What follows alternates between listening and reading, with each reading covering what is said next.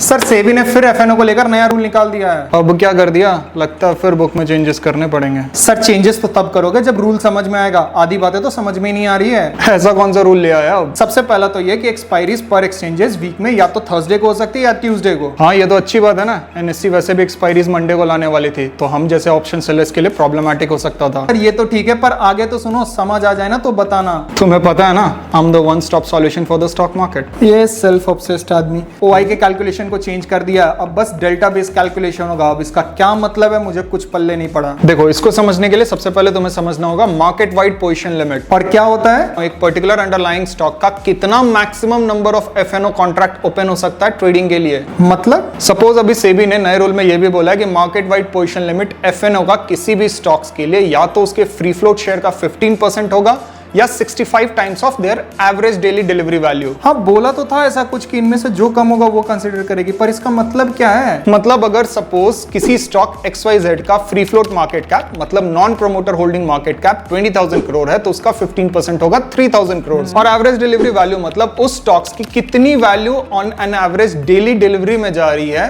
Suppose अगर वो 25 करोड़ है तो उसका 65 टाइम्स होगा 1625 करोड़। हाँ तो उस स्टॉक की फ्यूचर्स एंड ऑप्शंस की टोटल कॉन्ट्रैक्ट जो ओपन है, मतलब OI, उसकी वैल्यू 1625 CR तक ही अलाउड होगी। अच्छा, तो ऐसे होता है डिसाइड कि किसी भी स्टॉक्स का कितने वैल्यू का फ्यूचर्स एंड ऑप्शंस में ट्रेड होगा। अब समझे। और यही OI की वैल्यू जब ये अमाउंट क्रॉस कर जाती है तब वो स्टॉक्स FNO बैन में चली जाती है। फिर ये OI कैलकुलेशन का क्या सीन है? अब देखो, जिस OI वैल्यू की हम अभी करंटली बात कर रहे थे, उसकी वैल्यू फ्यूचर्स एंड ऑप्शंस में करंटली नोशनल बेस अप्रोच से निकाली जाती है। मतलब सपोज तुमने रिलायंस फ्यूचर्स का 1000 कॉन्ट्रैक्ट बाय किया तो उसकी OI कितनी हो जाएगी? 1000।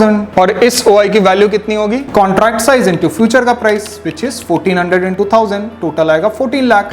तो अब सपोज तुमने इसी रिलायंस के फार आउट ऑफ द मनी के ऑप्शंस को, सपोज 2000 के कॉल ऑप्शंस को तुमने 2000 कॉन्ट्रैक्ट्स बाय किया है, तो उसकी OI कितनी हो जाएगी फिर? 2000। और उस OI की value contract size into spot price जो होगा 2000 into 1400, मतलब 28 लाख। तो अब इस रिलायंस के फ्यूचर्स एंड ऑप्शंस का टोटल OI वैल्यू क्या होगा? फ्यूचर की 14 लाख और ऑप्शंस की 28, तो टोटल हो गया 42 लाख। और यही है नोशनल वैल्यू कैलकुलेशन। और इसमें सबसे बड़ी प्रॉब्लम यह है कि far out of the money options की OI तो ज्यादा होती है due to their hedging demands या फेक पोजीशंस, बट जब उस OI की वैल्यू निकालने जाओ तो वो बहुत ज्यादा निकल के आती है। तो उसी को चेंज किया डेल्टा कैलकुलेशन में, और वो क्या है फिर? अब same out of the money का ऑप्शंस जो तुमने रिलायंस का बाय करके रखा, सपोज उसकी डेल्टा 0.1 है, तो अब उस OI की वैल्यू निकालने के लिए तुम्हें पहले कॉन्ट्रैक्ट साइज को डेल्टा से मल्टीप्लाई करना होगा। तो मतलब 2000 into 0.1 into स्पॉट प्राइस जो होगा 200 into 1400, तो 2.8 लाख ओनली। हाँ, और इसी मेथड से ऑप्शंस की रियल कॉन्ट्रैक्ट वैल्यू पता चलेगी। अब समझा, पर इस रूल चेंज का बेनिफिट क्या होगा? पहला कि स्टॉक्स अब जल्दी FNO बैन में नहीं जाएंगे, और दूसरा कि जो फार out of the money brokers हमें नहीं बाय करने दे रही थी ऑप्शंस, वो अब बाय करने को मिल सकता है। पर एक डाउट है, ये वैल्यू ऑप्शंस चेन में भी चेंज होगा क्या? नहीं, वो नंबर ऑफ आउटस्टैंडिंग कॉन्ट्रैक्ट है, मतलब किसी भी स्ट्राइक प्राइस पर कितने नंबर ऑफ कॉन्ट्रैक्ट्स ओपन है। तो उसका नोशनल और डेल्टा बेस OI वैल्यू से कोई लेना देना नहीं है। ये कैलकुलेशंस OI की वैल्यू निकालने के लिए है, जो बैकएंड्स में ब्रोकर और क्लियरिंग मेंबर्स के बीच होता है। अच्छा, तो अब समझा द होल गेम। बोला था ना, वन स्टेप सॉल्यूशन है ये पेज। वो छोड़ो, सेबी ने जितने चेंजेस किए उतने चेंजेस तो आपको बुक में भी करने पड़े होंगे। हाँ, इसीलिए तो बुक कंप्लीट नहीं हो पा रही है। अब इनका बुक कंप्लीट होगा या नहीं पता नहीं, पर आप फॉलो कर लो इस पेज को। Till than happy trading.